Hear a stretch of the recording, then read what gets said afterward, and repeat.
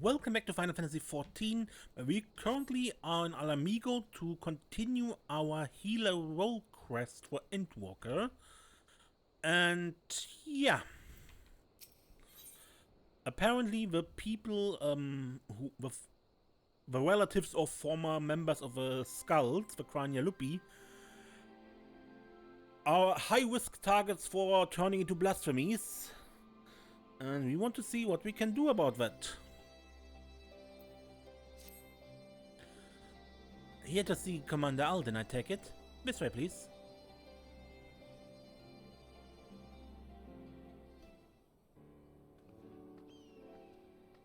Yeah, we do this with Raubahn, and a request for an audience of the Sultana has been accepted. Before we depart, I'll share what we've learned since last we spoke. The blasphemy continues to elude us, all the while driving others to succumb to despair and turn. Even with Ala Mhigo and Ul'dan forces searching for signs of a beast and more potential victims, we've yet to discern a pattern in the chaos. Nevertheless, if our blasphemy is like others, its behavior is likely dictated by the passions and regrets of a man it once was. Therefore, any information concerning him and the life he led may help us track it down before it strikes again.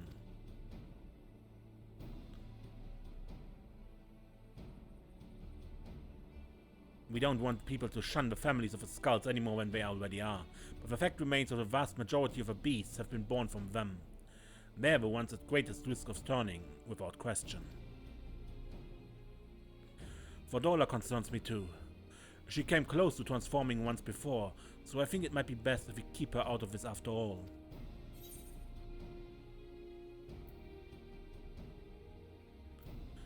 Seems like a waste of a capable soldier.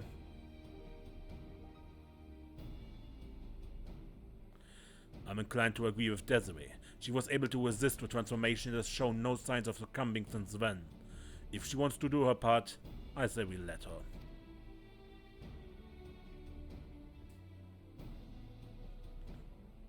If only I could go in her stead.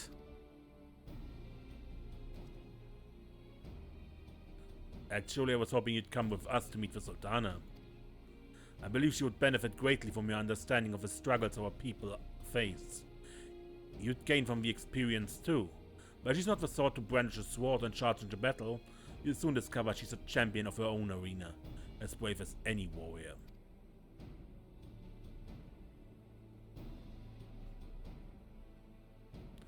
I doubt she has much to learn from the likes of me, but it would be an honor to make her acquaintance. Arenvald and I will go on ahead and wait for you in the hustling strip. We'll see you anon.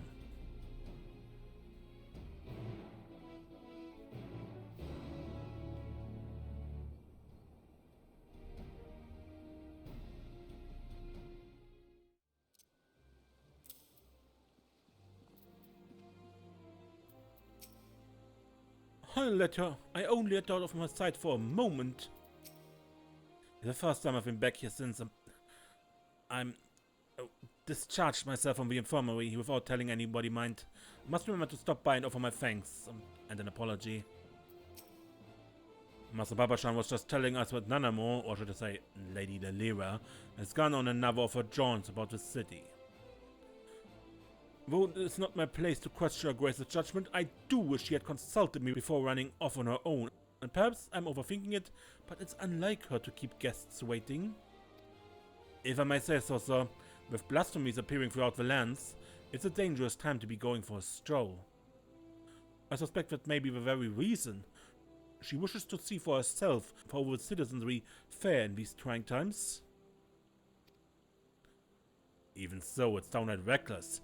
We'll find her though. No, I couldn't possibly allow such esteemed guests to... Come now. We might be here on official business, but we're old friends. And as you may remember, I have a knack for tracking down errant sultanas. Some might say that knack is rather charitable. I would be glad of your assistance. I'll take a look around here. Quizzing the locals will give me an opportunity to learn of recent goings on in Ul'dan too. Well then, There's no time like the present. Fear not, with me on the case, this will be over before you know it.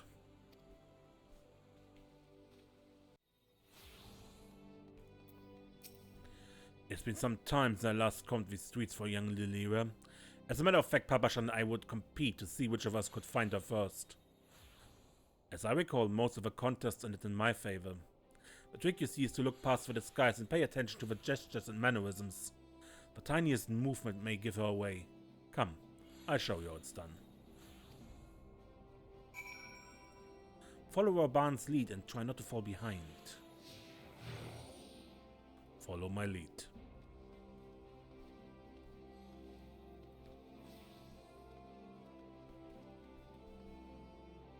She's fond of perusing the stalls here.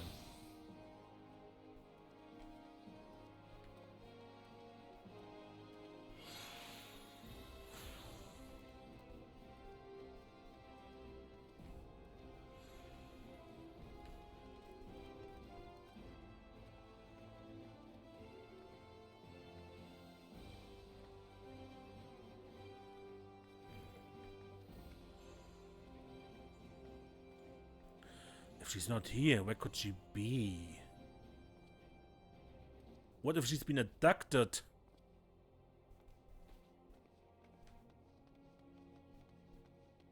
In one of these pots? Perhaps not.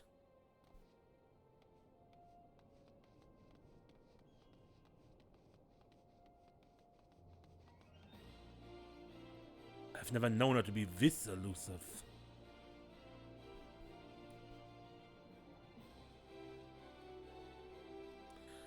Odd. I've tried all her usual haunts, so unless she's hiding inside a barrel or something equally nonsensical, she must be elsewhere. Gods, why did she choose now of all times to run off? What if she's been abducted or run afoul of a beast? There's no need to assume the worst. We should keep looking. You're right, I know. But it's hard not to worry. Where could she be? Come to think of it, something Papashan said caught my ear. He thought Nanamo went on this excursion because of the emergence of a blasphemy and the beasts, to better understand how her people are coping with the situation. If so, she'd be driven to seek out the most desperate and destitute. Pearl Lane, then. Might I ask you to lead the way? I'll admit my ability to track missing persons may have dulled somewhat. Pearl Lane has ever been plagued by pickpockets and the like. I'll watch your back, so go ahead and give a search for Lilira your full attention. Raubahn is now accompanying you.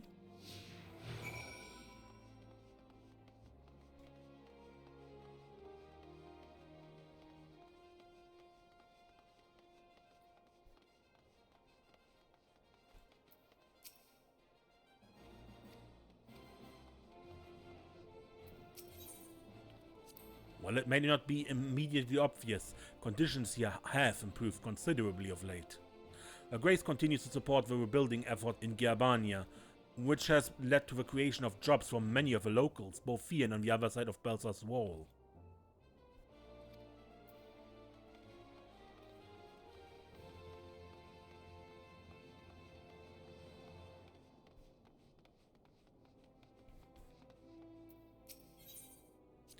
In every society, there are the haves and the have-nots, and seldom is this divide more sorely felt than here in Ul'dah. Many of young and able-bodied work for Lolorito as guards, but he earns more in an afternoon than most will in a lifetime.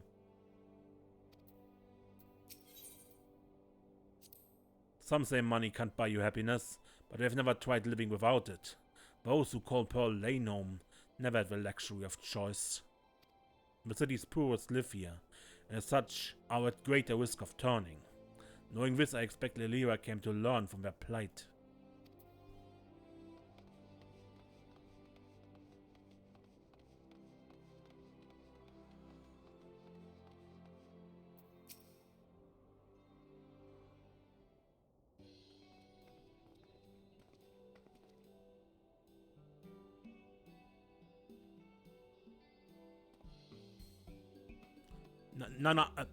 Lady Lilira? Raubahn? Whatever are you doing here?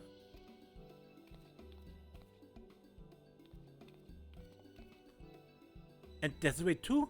Well, I'm glad to see you both. Our meeting is not yet due to commence for several bells. What's the meaning of this? You are worried, and with good reason. These are far too dangerous times to be roaming about alone, Your Grace.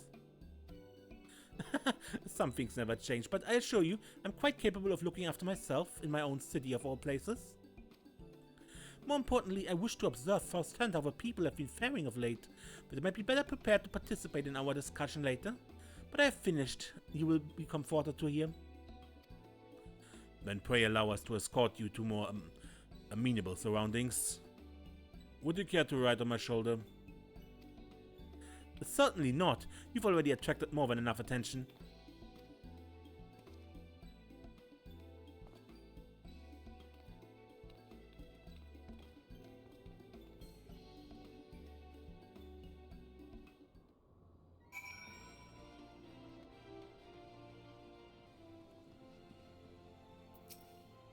I have a feeling the search would have taken rather longer if Raubahn had been left to his own devices. I had every faith you and the commander would find her.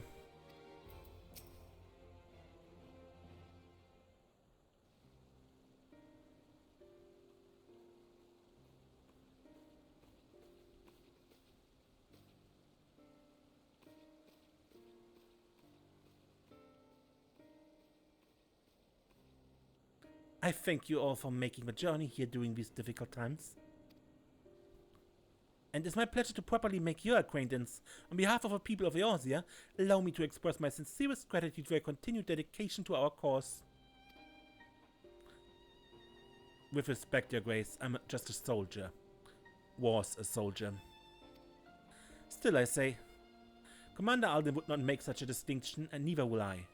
You yet serve our people and have provided solace to many of Ala Mhigo's most vulnerable. If we are to deal with this threat, we must forearm ourselves with knowledge. I understand we come bearing information regarding the blasphemy and its victims? We have indeed.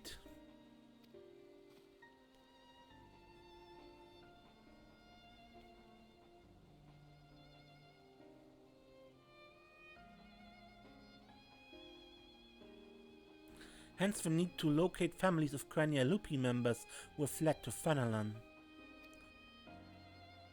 There's no end to the struggles faced by Ala Mhigan refugees, and those who once pledged allegiance to the Empire are no exception. But rest assured that irrespective of their pasts, all will be treated with an even hand. All will be afforded such aid as I'm able to provide.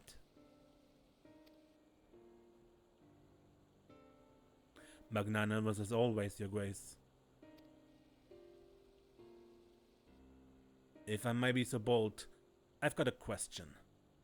What do you have in mind for those most at risk of undergoing the change? I believe there's but one recourse. Earnest and open dialogue. While some are born into unimaginable wealth, others suffer great hardship and oppression. The circumstances of our birth are beyond our control. Our fate subject to the whims of the gods, some would argue. I once thought myself a prisoner to my fate, a figurehead helpless to watch as my people starved. A powerless puppet. I wanted nothing more than to cast it all aside, to free us all, but failed for my naivety. And then was afforded a second chance for my privilege. The world is unfair, terribly so. But we have the power to push back against inequalities and injustices, if not overcome them on blessed occasions, to love our neighbors and share in life's bounties, to open our hearts and come together as one. Truer words were never spoken. But without the support of the people, such words are naught but vain platitudes. Thankfully, my recent attempts to make inroads with the monetarists have met with some success. Despite differing views on many subjects, we had strived to find common ground. Common ground. We've been pouring all of our effort into aiding families of Crania-Lupi, and while it seemed to help to a good degree, some have still succumbed and turned. Of course, they're not the only ones in danger. Ala Mhigans everywhere. Whether they sided with the Empire, fought for the resistance, or were caught in the middle, They all suffered. They all wake up in the night at times, haunted by memories of death and despair. We know what can happen if those feelings are left to fester. The legacy of imperial occupation will not be soon forgotten. But rather than seek to forget, maybe it is necessary to remember, to acknowledge and accept the truth of it, that we may properly mourn those they have lost. Aye, a remembrance. I propose we hold a memorial ceremony for those who died during the war. Everyone, no matter who they were and what they did. Let them be loved, let them be hated, but above all, let them be remembered. And in the remembering of the dead, in their honor and their sin, we, the living of Ala Mhigo, may yet find a sliver of common ground. It's a noble sentiment, but bringing together people who have reason to distrust one another and risk inflaming tensions could be a recipe for disaster. Then again, we can't keep ignoring the merit in the room and do nothing to address the situation. As long as we leave it to the individuals to decide whether or not to attend the ceremony, I think it's worth a try. Organizing an event of this scale will require a great deal of effort, so I offer my full support. Once you know what's needed, come to me and we'll put the plan into action. Obviously, some will balk at the idea, which is perfectly understandable, so I'll be listening to their opinions as well. After all, we want it to be a ceremony that brings Ala Mhigans together. And I was wondering, Your Grace, if I might ask about your approach to, well, talking to people, winning them over. As you can tell, I'm no politician, so I'd be grateful for any advice you can share with me. Why, I would be delighted to. As a matter of fact, I have a number of matters I wish to discuss with you. And on that note, I suggest you and I return to Ala Mhigo.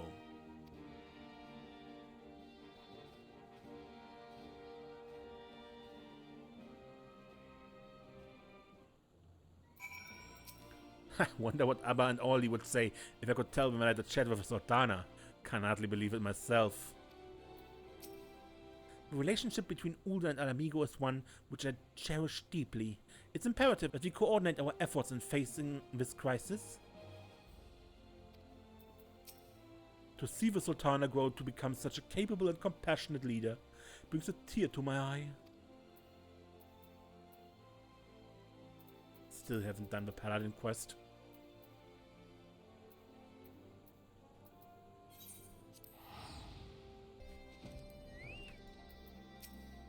I knew Arenvald would make a good impression, but he's outdone himself.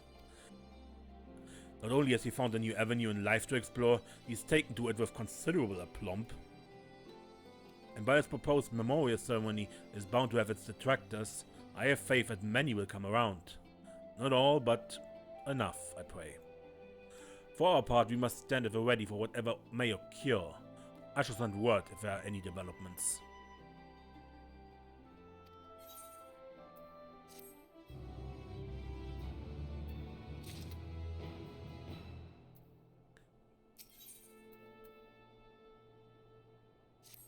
There you are, Desiree. Commander Alden has asked me to convey to you the following information.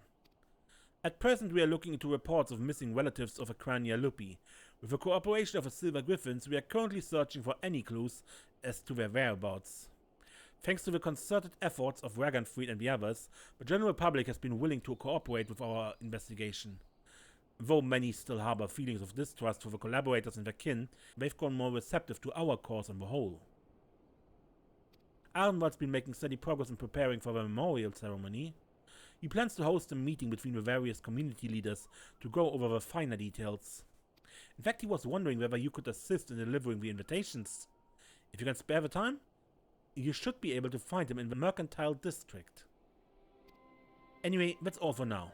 I have a few other matters to attend to, so if you excuse me, duty calls.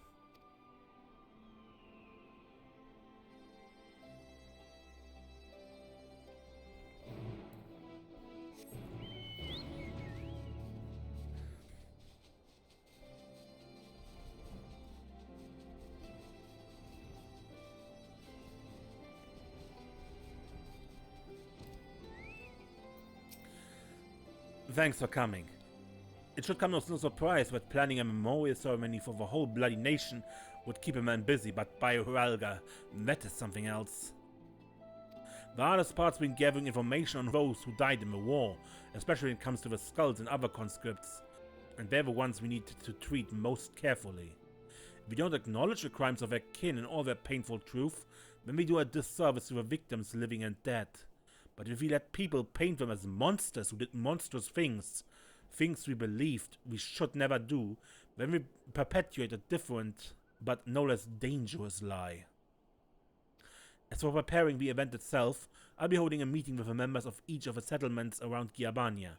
I sent invitations to most of them already, but I was hoping you'd help me with the last two. There's Emrys Nun in the Appearing Stones and Zarisha in Viranilia. I'll give you one for each. To be honest, I wouldn't be surprised if they refused, considering how their people suffered at the hands of the skulls. But I hope we can remind them that deep down, we are all just people trying to survive, to protect our loved ones. We may have driven the Empire from our lands, but as long as we hold fast to the grudges born of their attempts to divide and set us against one another, we'll never be free of a legacy of cruelty. With that in mind, I've included an account of my experience with the Silver Griffins and the people I've met. Victims, collaborators, their friends and family, men and women who lived through it all. Survivors. Even if they refuse to join the ceremony, at least they will know, and hopefully understand, our reasons for holding the event. Granted, I have not much practice in writing important letters, but I think they'll get the message. You being the one to deliver one will make a world of difference, I'm sure. Take care, won't you?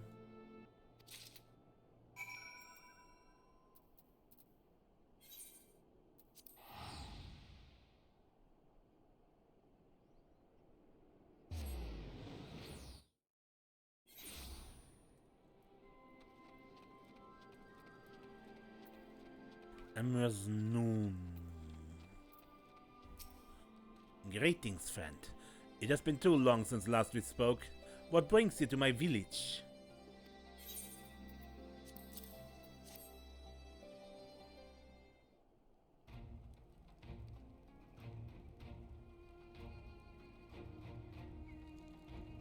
So the rumors are true. I need not read this letter in full to know its contents. I understand that Dragonfried's volunteers are working to support the families of those lost in the war, which few will deny is a worthy cause. But to include the relatives of Akrania Lupi. The Skulls watched the Empire slay us in our thousands, and still they turned their cloaks and fought for our oppressors. And you would ask us to mourn the deaths of these curs alongside their victims?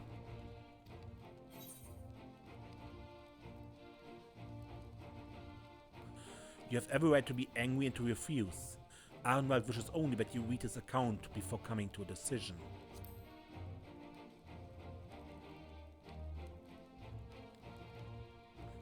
To dismiss it out of hand would be discourteous. Very well.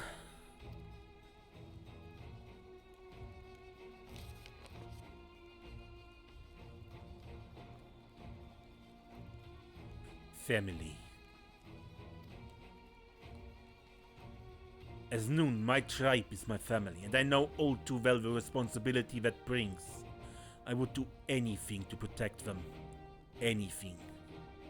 Loyalty, pride, conscience, my very soul, all are meaningless if I cannot ensure the safety of those I love. I suspect some skulls had been faced with the self-same choice, but to see how their kin suffered, I cannot say I do not understand. Oh, I wish that I did not. Their crimes will never be forgiven. They cannot be, but I, and any others who are willing, can offer our prayers for those tortured souls, and the man they could have been.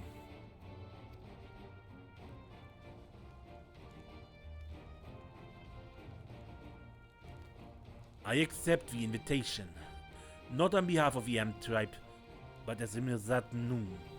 Though I will put this question to my people, that they may decide for themselves. I'm also eager to make the acquaintance of a person who wrote this letter. He's not one to turn a blind eye to the bitter truth, painful though it is to confront.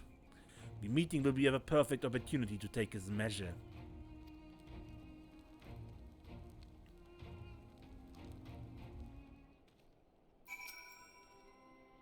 I will convey your friend's intent to the rest of the tribe before attending the memorial ceremony. Those who cannot support it will not interfere. You have my word.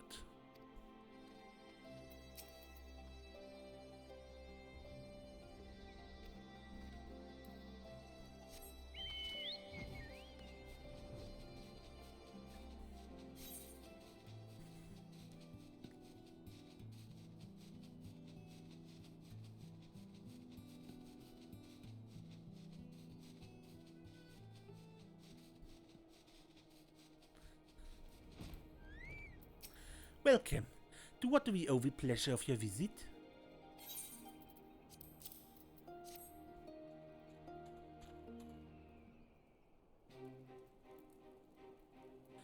Then it is as I suspected. There have been rumors that such a ceremony would take place. Although you have traveled far to make this invitation, I must decline. We cannot mourn the loss of a fallen if a Crania Lupi are to be counted among them. Like a Kelana, they chose to aid the Gallian oppressors, killing and bleeding for those who would pillage our lands. Cowards and traitors all. And are we to assume that Kelana, who died fighting for the Empire, will be honored as well? If so, that is all the more reason for us to refuse.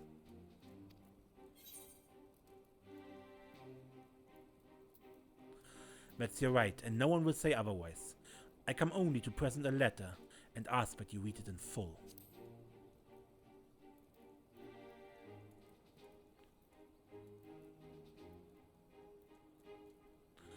If you insist.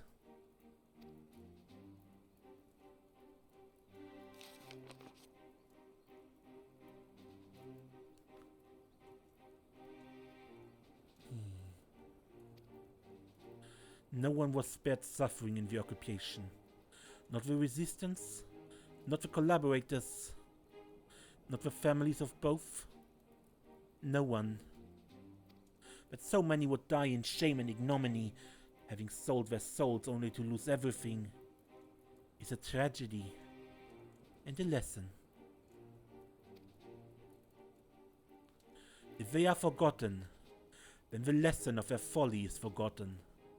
For the sake of this land we call home, I will join you in remembrance, and implore my people to do the same. In mourning, may we strengthen our ties to our neighbors as well. By together facing our past, we can build the foundation for lasting peace and prosperity. It would be my honor to attend the proposed meeting, and look forward to personally thanking your friend Arenvald for his dedication. I and my peers have much to learn from the example he has set.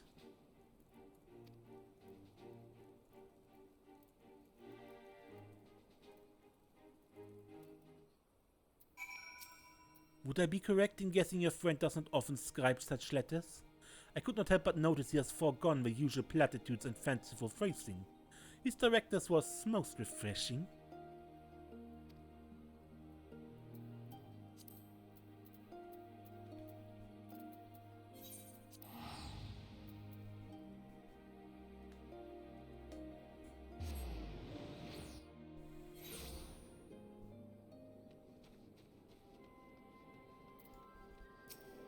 So, how did you fare in the fringes?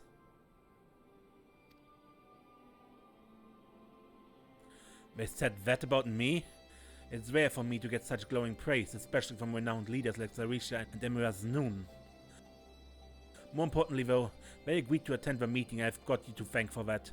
After all, I imagine it's hard to turn down an invitation when it's hand-delivered by the warrior of light herself. Before I get ahead of myself though, I must remember that this is only the beginning. Bringing everyone together is one thing. Coming to an agreement on an extremely divisive issue is a different kettle of fish entirely, as Her Grace was quick to point out. But as she taught me, if our cause is just and our hearts are true, Those of like mind will surely answer the call. And answer it they have. While they are bound to be differences of opinion, I'm sure there's nothing we can't overcome if we put our minds to it. To that end, I was hoping you could join us, if you have a time to spare. There are still a few loose ends Ragan, Fried and I need to tie up beforehand, so we'll meet you in the palace as soon as we can. Just having you there will make a world of difference.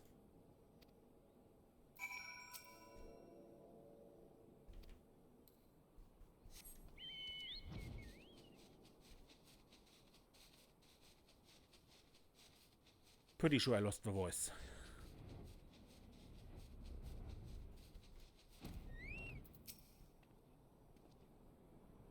If the meeting is...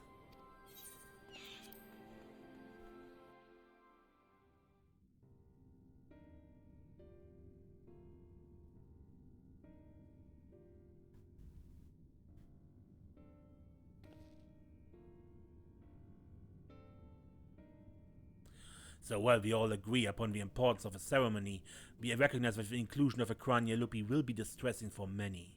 I too lost family at their hands, and I would never ask others to forgive and forget. But for all their crimes, they were Ala Mhigans just like us. None made the decision to side with the Garlemald lightly. They had a choice and they chose to betray us.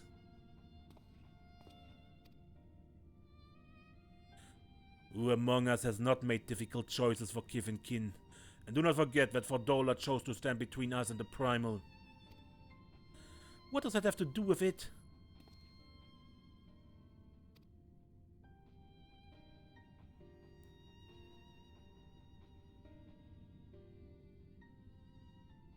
Brothers and sisters, arguing will avail us naught.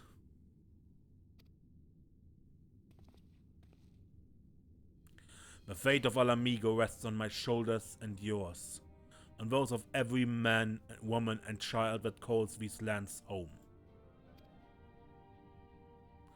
To uphold our honor, to strive for prosperity, to protect our loved ones, we all know the weight of these responsibilities. It was that selfsame weight which drove many of our people to serve our oppressors, misguided as it was. And though they chose a different, unconscionable path, in the end we all wanted the same thing. To deliver our families from persecution, that they might live to see one more day. Because another day in shame and self-hatred is better than none at all. The regretful dead are survived by their despair. A despair which threatens to drag us all into an abyss from where there is no escape. No, but it surely will if we welcome it into our hearts, out of disdain for those we cannot forgive. But we Ala Mhigans will not be so easily defeated. We will stand united and conquer this menace.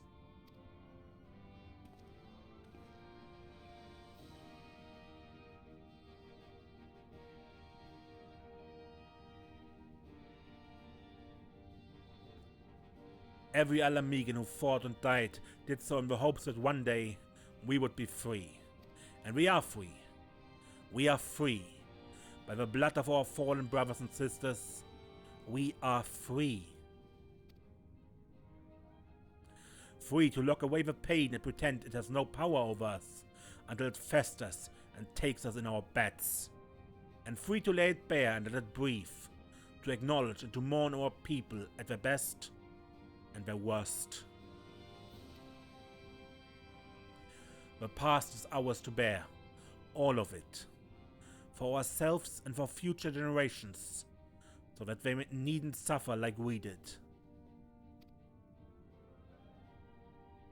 Let us make Ala Mhigo a nation where no man is left behind, where he can make all the wrong choices and still be afforded the chance to make a right one.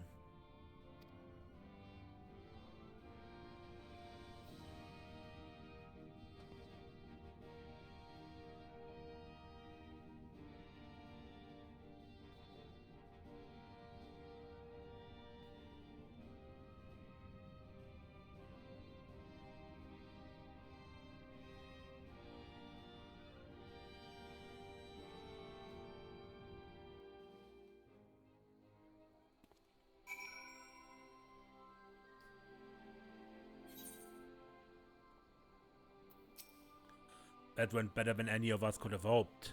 You have my gratitude for your part in the proceedings, but we both know who the real hero of the day was.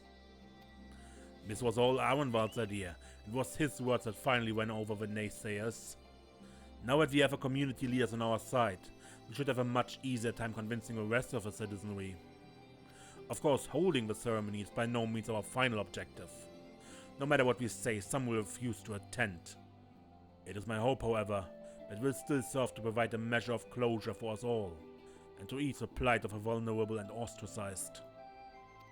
Speaking of which, you will recall the incident with Odola and Alagana? The young girl she saved and her mother wished to thank her personally.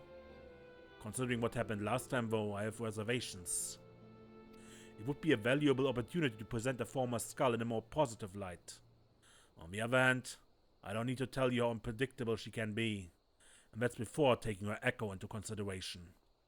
But that's a conversation for another day. Go and get some rest, you've earned it.